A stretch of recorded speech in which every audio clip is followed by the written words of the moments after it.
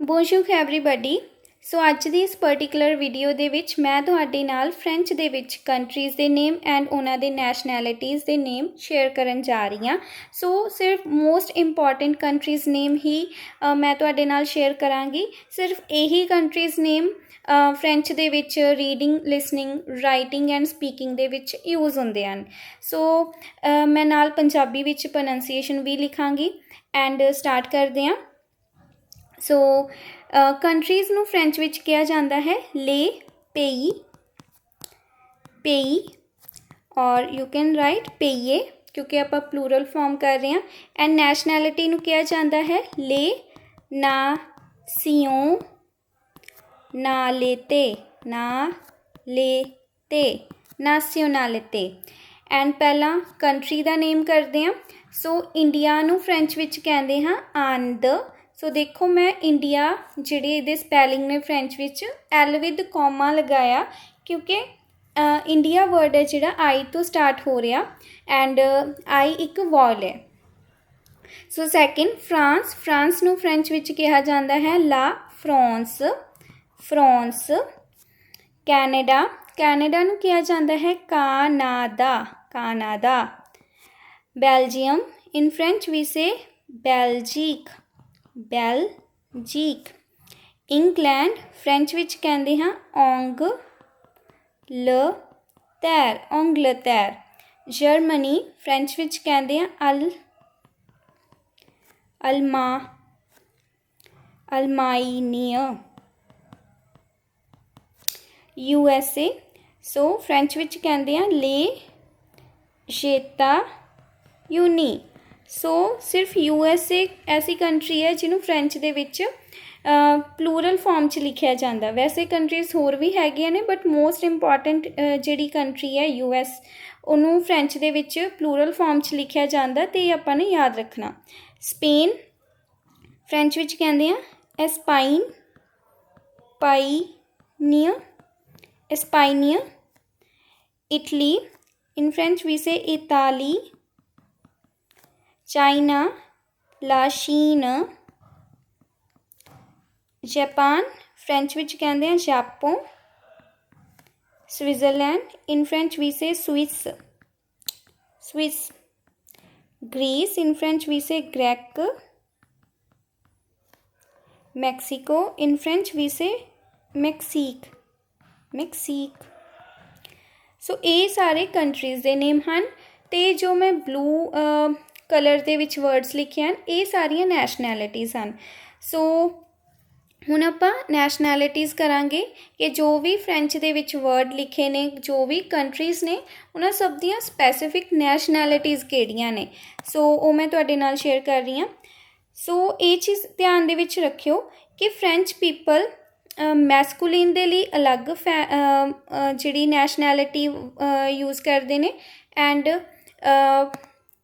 ਫੈਮਿਨਿਨ ਦੇ ਲਈ ਅਲੱਗ ਵਰਡ ਹੁੰਦਾ।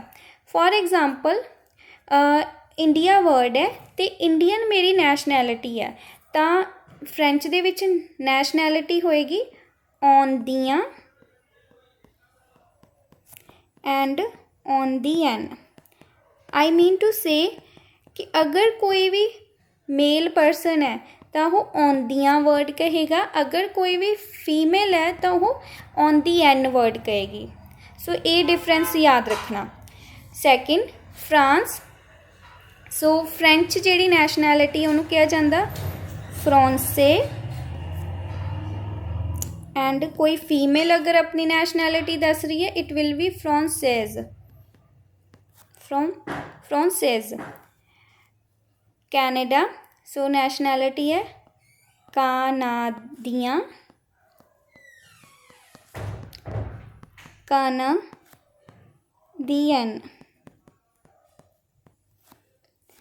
ਬੈਲਜੀਅਮ ਨੈਸ਼ਨੈਲਿਟੀ ਹੈ ਉੱਥੇ ਦੀ ਬੈਲਜ, ਨੈਸ਼ਨੈਲਿਟੀ ਹੈ ਔਂਗਲੇ, ਔਂਗਲੇਜ਼। ਜਰਮਨੀ ਨੈਸ਼ਨੈਲਿਟੀ ਹੈ ਆਲਮੋ, ਆਲਮੋਂਦ।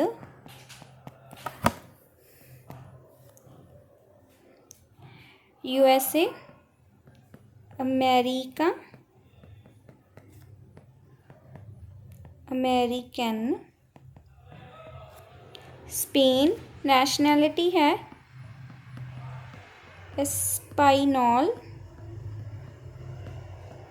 एंड फैमिनिन नैशनैलिटी दे भी सेम ही साउंड है। इटली नैशनैलिटी है इटालियन, इटालियन। चाइना एंड नैशनैलिटी है शिनुआ एंड शिनुआज। जापान जापोने, जापोनेज। स्विट्जरलैंड की नैशनैलिटी नूं फ्रेंच विच स्विस कहा जाता। ग्रीस की नैशनैलिटी ग्रैक एंड फैमिनिन दी साउंड भी सेम ही है। मैक्सीको की नैशनैलिटी हैगी है मैक्सीका एंड फैमिनिन फॉर्म मैक्सीकैन। सो फॉर एग्जाम्पल कोई भी पर्सन अगर कैनेडा दा है तो मेल कोई भी पर्सन है तो वो कहेगा कानाडियन वर्ड, ठीक है। एंड कोई भी अगर फीमेल कैनेडियन है तो वो कहेगी कानाडियन। सो बाकी ये टॉपिक जो कोई भी पर्सन सेंटेंस मेकिंग करता कोई भी स्टूडेंट उदों ज़्यादा ये टॉपिक्स क्लीयर होंदे ने। सो अपार्ट फ्रॉम दिस हुण मे बी तुहानूं लग रहा होवे कि इन्ने सारे वर्ड्स किमें याद करांगे, इन्नियां नैशनैलिटीज़ किमें याद करांगे। सो एक रूल तुसीं याद कर सकते हो कि अगर कोई भी वर्ड फ्रेंच दे विच कोई भी वर्ड दे लास्ट विच EN पैटर्न आउंदा तो उहदी हमेशा ही फैमिनिन फॉर्म दा पैटर्न ये रहेगा ENNE। सो मतलब EN नूं हमेशा ही ENNE दे विच चेंज किया जाता। सो तुसीं एग्जाम्पल्स देख सकते हो। फॉर एग्जाम्पल आउंदियां EN लास्ट विच आ रहा तो इनू चेंज किया आउंदीएन विच। सिमिलरली कानाडियां विल बी चेंज्ड इनटू कानाडियन। इसी तरह इटालियां विल बी इटालियन। सो एंड हाँ जी, सो ये यही सारिया एग्जाम्पल्स ने। अपार्ट फ्रॉम दिस फैमिनिन जदों भी बनाना तो बस सिंपली ई पुट कर दो, वो फैमिनिन बन जू। ओंगले ओंगलेज ई पुट की है, ठीक है। अमेरिका अमेरिकन ई पुट की है। एस्पाइनॉल एस्पाइनॉल ई पुट की है। सो ये कुछ पैटर्नस ने जिहड़े तुहानूं समझ लगने चाहिए ने स्पैसीफिकली EN वाला। सो कोई भी वर्ड होवे ये तो जस्ट नैशनैलिटी कर रहे हैं, अगे भी जाके कोई भी टॉपिक होवे तो EN नूं ENN विच चेंज कर देना। सो आई होप ये टॉपिक तुहानूं क्लीयर होएगा।